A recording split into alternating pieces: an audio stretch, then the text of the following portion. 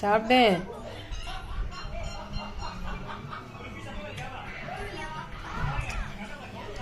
5 வாய் சாப்பிட்டதுக்கு அப்புறம் தான் ஸ்வீட் எடுக்கணும்.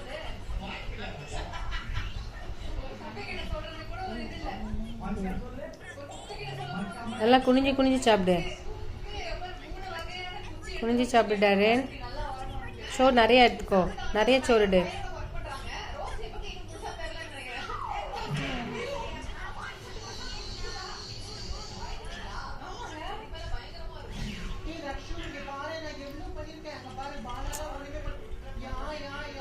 நிறைய